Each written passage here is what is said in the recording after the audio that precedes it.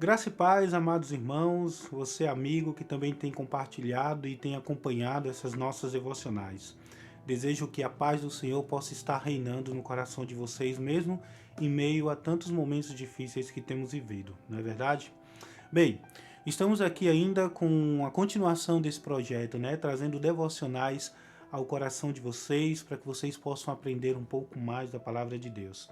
Temos trazido alguns estudos, algumas reflexões falando sobre as histórias da Torá, principalmente ali no período que a gente chama na teologia de período introdutório, que é o período que comporta o capítulo 1 até o capítulo 11 de Gênesis.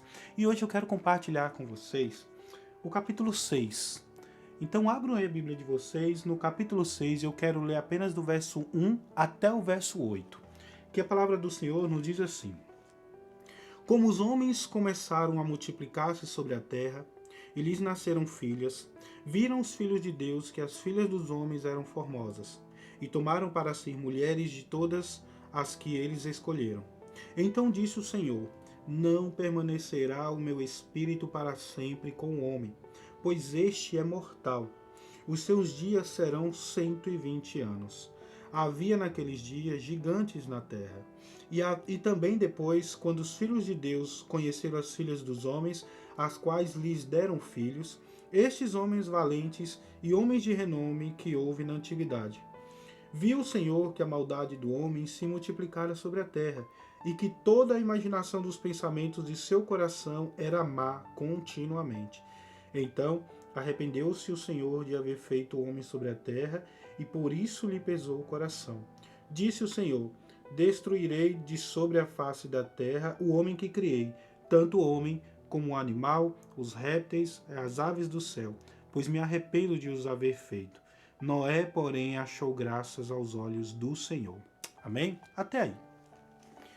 Meus amados, o que a gente vê aqui falando nesse texto é justamente sobre, podemos caracterizar como a corrupção do gênero humano.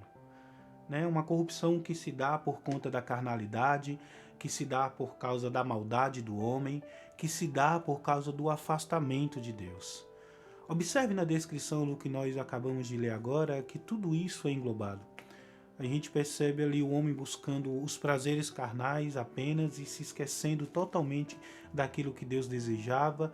Quando Deus fala da maldade, está falando justamente da falta de justiça, está falando justamente do ego, do egoísmo, certo? Daquela ideia de pensar só em mim, nos meus desejos, na minha vontade. Isso também é caracterizado muitas vezes como maldade, pois às vezes as pessoas quando ouvem falar de maldade, pensa, principalmente na Bíblia, pensa que é só tirar a vida de outro, mas tudo aquilo que desagrada a Deus é caracterizado como maldade também. E principalmente uma das coisas que mais entristece do relato que a gente acaba de ouvir é justamente o afastamento que Deus tem do homem por causa das suas decisões e escolhas.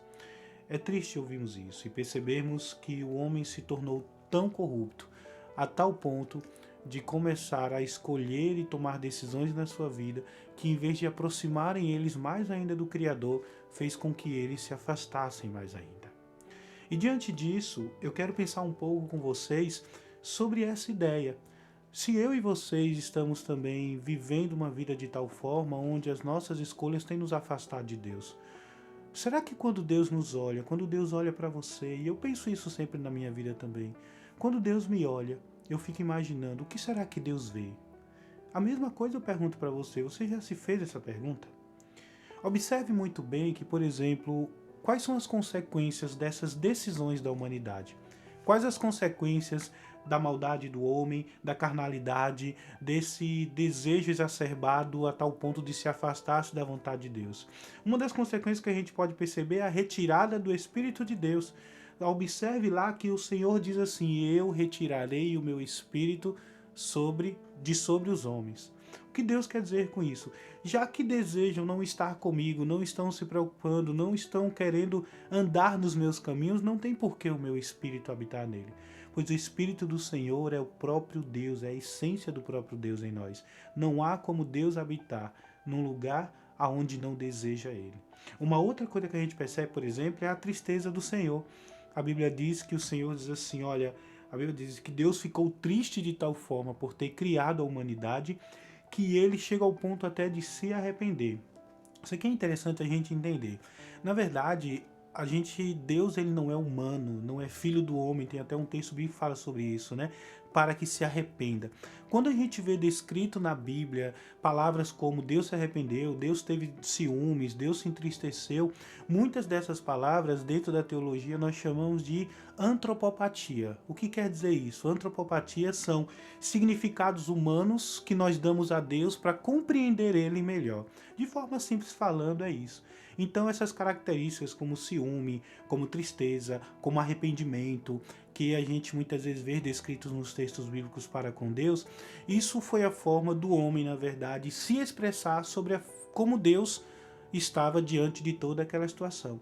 Então, quando foi escrito esse texto, os seus escritores colocaram dessa forma, dizendo que Deus se entristeceu, que ele se arrependeu por causa da decisão que Deus tomou a partir disso, certo? Então a gente vê a própria tristeza do Senhor por causa desse afastamento e dessas escolhas do homem.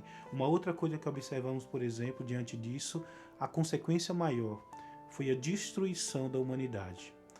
Deus se entristece e se arrepende de tal forma que Deus diz, olha, eu irei destruir o homem da face da terra. Eu destruirei toda a humanidade, não apenas a humanidade no sentido do homem em si, mas tudo que existe no mundo.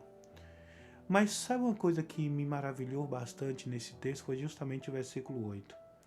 Pois o verso 8 diz que o Senhor olhou para Noé e o Senhor viu algo diferente em Noé. Noé vivia no meio de uma geração corrupta. Noé vivia no meio de um povo que estava vivendo a carnalidade. E Noé vivia no meio de um povo que a maldade imperava, que o distanciamento de Deus era algo muito visível. Mas mesmo assim, quando Deus olha para Noé, Deus vê, na verdade, algo diferente. Deus vê uma pessoa e uma família que, na verdade, está numa geração corrupta, mas não se corrompeu, pois ainda busca a Deus. E eu e vocês vemos em Noé a esperança, pois é por meio da vida de Noé que Deus, na verdade, criou uma nova aliança com a humanidade e que Deus faz com que eu e vocês tivéssemos hoje o privilégio de estar vivendo nesse mundo. Sabe o que eu me lembro aqui também? Eu sei que não está descrito nesse texto, mas eu me lembro, por exemplo, quando Abraão começa a orar para Deus, para que Deus libertasse Sodoma e Gomorra do castigo que ela receberia. E chega um momento naquela oração que Deus diz assim, olha Abraão, se restasse um justo naquela cidade, eu salvaria toda a cidade por causa dela. E a gente observa aqui que a salvação da humanidade se deu por conta de Noé, um homem que achou graça aos olhos de Deus. Então que eu e vocês, mesmo no mundo em que vivemos, possamos achar graças aos olhos de Deus. Que quando Deus nos olhar, Ele possa ver em nós algo ao qual Ele possa, na verdade, se orgulhar. Que Ele possa ver em mim e você, filhos dEle, servos dEle, discípulos dEle, pessoas que agradam e que fazem a vontade dEle, independente do que o mundo esteja acontecendo, do que o ambiente esteja acontecendo, mas precisamos ser como Noé, que mesmo no mundo corrupto, ele conseguiu viver uma vida que agradasse a Deus. Acho que é o ensinamento maior que eu percebo nesse texto, e é o ensinamento maior que eu quero deixar a cada um de nós nessa devocional. Amém? Eu quero orar por você. Então feche seus olhos para nós podermos orar juntos. Meu Pai, cheio de amor e de misericórdia, clamamos a Ti, meu Deus, por arrependimento em nosso coração. Clamamos para que o Teu Espírito nos incomode, de tal forma a estar nos mostrando o que precisamos fazer para não nos corrompermos, como precisamos ser para agradar o Teu coração. Deus, te peço que possamos ser a esperança para o mundo em que vivemos.